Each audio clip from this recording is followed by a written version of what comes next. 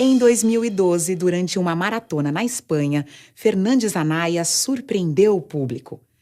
Ele era o segundo colocado da prova quando viu o queniano Abel Mutai, que liderava com folga, diminuir o ritmo a poucos metros da vitória por achar que já havia cruzado a linha de chegada.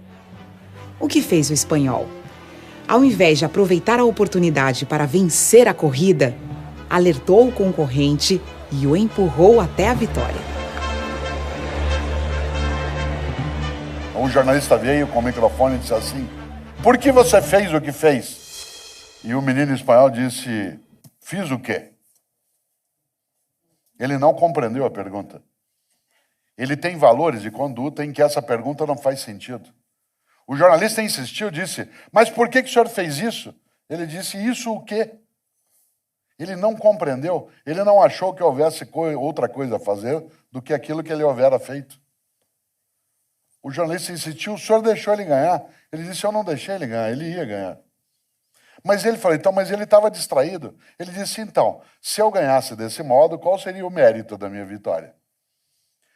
O que é que eu ia pensar de mim mesmo, quieto, sem câmeras?"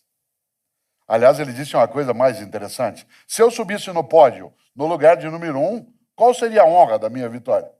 Qual seria a dignidade do meu sucesso? Mas aí ele disse a coisa mais bonita que eu vi em 2012. Ele disse: se eu fizesse isso, o que eu ia falar para minha mãe? Sabe por quê? Porque a mãe é o último reduto que você não quer envergonhar. Seja sua mãe quem for ou quem foi, se aquela pessoa que te deu a luz, isto é, que te trouxe ao mundo, se ela ficar com vergonha de ter te parido, é porque você não presta.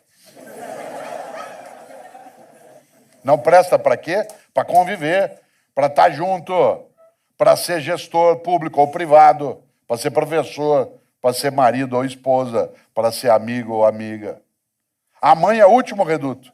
Pode parecer romântico, mas a vergonha ela tem uma fonte matricial, que é o mais fundo do teu eu, que é aquilo que te gerou.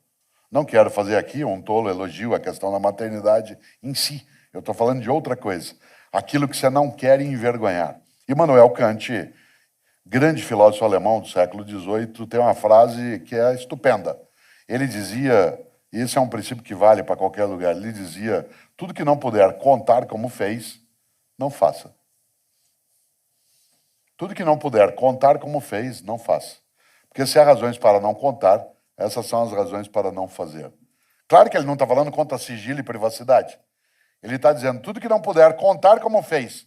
Porque se alguém ficar sabendo, você vai ficar com vergonha de ter feito, então nem faça. Nesta hora, eu citei várias vezes algumas religiões. Me lembro, talvez, daquela que para mim é a mais forte expressão ética que já vi, que aparece numa das cartas do apóstolo Paulo dos cristãos. Está lá no capítulo 6, versículo 12. O apóstolo dos cristãos escreveu: tudo me é lícito, mas nem tudo me convém.